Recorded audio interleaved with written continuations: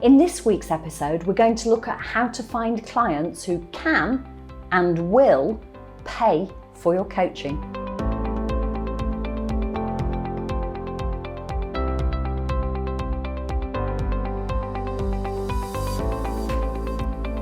One of the things that coaches struggle with is finding clients who want to pay a professional rate for their coaching. Coaches can usually find pro bono clients, so clients who want to be coached for free or who are prepared to be coached for free. And they can often find people who'll be coached for mates rates, 20 quid an hour or something. But finding coaching clients who pay a professional rate for your coaching services, well, that part seems to have become a real struggle. So how do you find coaching clients who can and will pay a professional rate for your coaching? Well, first of all, let's look at the difference between can and will. Can pay means have the resources.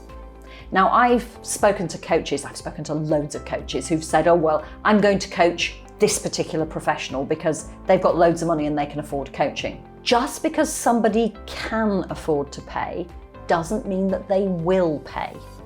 In order for you to move them from a can pay to a will pay, you need to give them a reason to pay.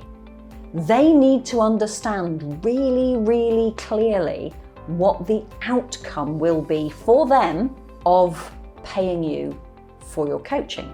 Now, I don't mean, they're going to have clarity, they're going to have, restored self-belief. That's not the sort of thing that people worry about. People worry about a specific outcome that relates to removing a problem that they're currently struggling with. And our job as coach marketers, which if you have your coaching business is what you now are, is to articulate to them that we understand this problem that's keeping them awake at 3 a.m.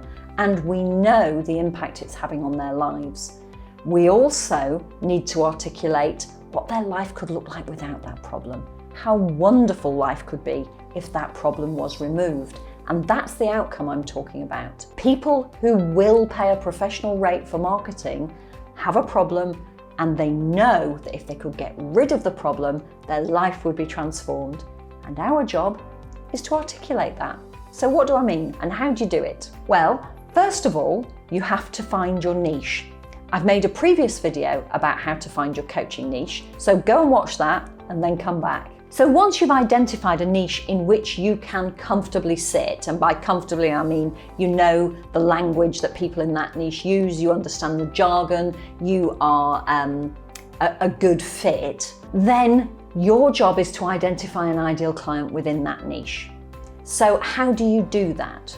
Well, let's pick a niche. Let's say that my niche is the legal profession. There are loads of different people that operate in the legal profession. For a start, there are all the different kind of job titles, if you will, all the different roles within the legal profession, from barristers and solicitors to people who work in courts, to people who work for law firms, from accountants to legal secretaries, and I could go on and on and on. And if you used to work within the legal profession, or you do now, you'll know what I'm talking about. There are lots of different characters that float around within that niche.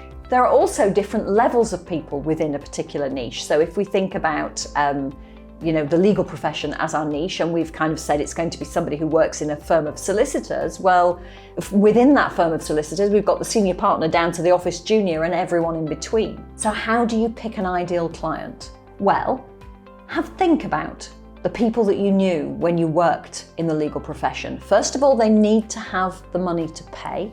An ideal client isn't ideal if they can't afford you. And secondly, they need to have a real problem. So it could be that somebody who is a reasonably senior solicitor in the firm wants to become a partner. What's the thing that's keeping them awake at night? Why aren't they a partner already? What do they have to do to flag themselves up as the next partner? What is it that's keeping them awake at night about becoming a partner?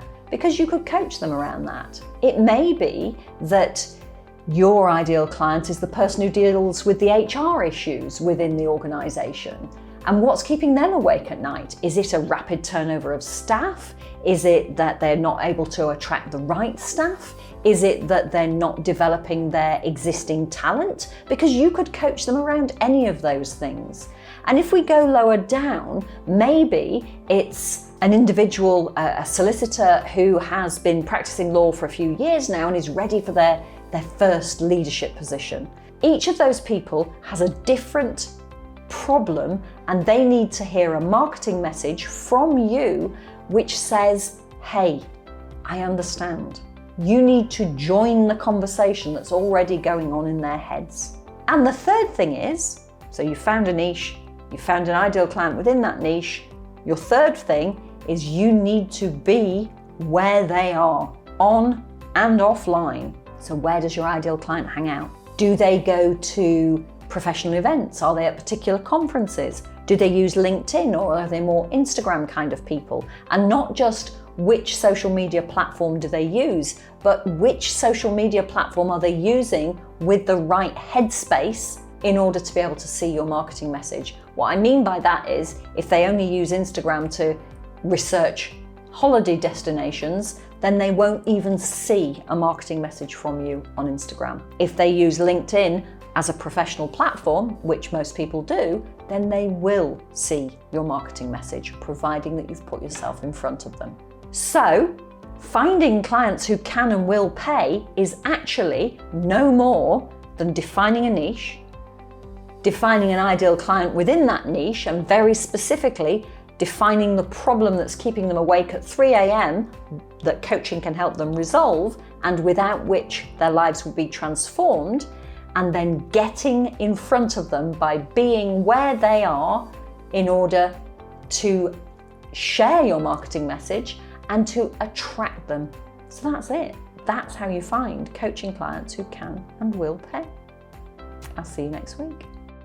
Remember to subscribe to the channel and hit the notification bell so that you don't miss a single episode. I really look forward to helping you thrive in your coaching business.